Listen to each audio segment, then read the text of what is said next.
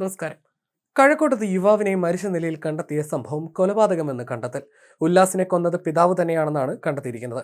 താൻ തന്നെയാണ് കൊന്നതെന്ന് പോലീസിനോട് പിതാവ് ഉണ്ണികൃഷ്ണൻ നായർ ഏറ്റു പറഞ്ഞു. ഇയാളുടെ അറസ്റ്റ് ഇന്ന് രാത്രി രേഖപ്പെടുത്തും. തിങ്കളാഴ്ച കോടതിയിൽ ഹാജരാക്കും. ചോദ്യം ചെയ്യലിൽ ആദ്യം ഇയാൾ കുറ്റം സമ്മതിച്ചിരുന്നില്ല. മറ്റാരൊക്കെയോ വന്ന് കൊലപ്പെടുത്തിയതെന്നാണ് പോലീസിനോട് ഇയാൾ മൊഴി നൽകിയത്. ഇതനുസരിച്ച് പോലീസ് സ്ഥലത്തെ CCTV ദൃശ്യങ്ങളും മറ്റും വിശദമായി പരിശോധിച്ചിരുന്നു. തുടർന്ന് വൈകുന്നേരമാണ് ഇയാൾ കുറ്റം സമ്മതിച്ചത്. നെഞ്ചിന്റെ ഭാഗത്തേറ്റ ആഴത്തിലുള്ള മുറിവിൽ നിന്ന് രക്തം വാർന്നാണ് ഉല്ലാസ് മരിച്ചത്. മണിക്കൂറുകളോളം കുത്തേറ്റ് കിടന്ന് രക്തം വാർന്നു പോയിരുന്നു. പോലീസ് രാവിലെ ഉണ്ണികൃഷ്ണൻ നായരെ കസ്റ്റഡിയിലെടുത്ത് പോത്തൻകോട് സ്റ്റേഷനിലേക്ക് മാറ്റിയിരുന്നു. പ്രതിയുടെ അറസ്റ്റ് ഉടൻ തന്നെ രേഖപ്പെടുത്തും. ഇന്ന് രാവിലെ 7:30യോടെയായിരുന്നു സംഭവം. തൊട്ടടുത്ത വീട്ടിലുണ്ടായിരുന്ന ഭാര്യ ഉഷയോട് ഉല്ലാസ് രക്തത്തിൽ കുളിച്ച് കിടക്കുന്നതായി ഉണ്ണികൃഷ്ണൻ തന്നെയാണ് പോയി പറഞ്ഞത്. തുടർന്ന് ഉഷ വന്ന് നോക്കുമ്പോൾ ഉല്ലാസിനെ രക്തത്തിൽ കുളിച്ച് മരിച്ച നിലയിൽ കണ്ടെത്തുകയായിരുന്നു. ഉടൻ തന്നെ ഉഷ സമീപവാസികളെ വിവരം അറിയിച്ചു.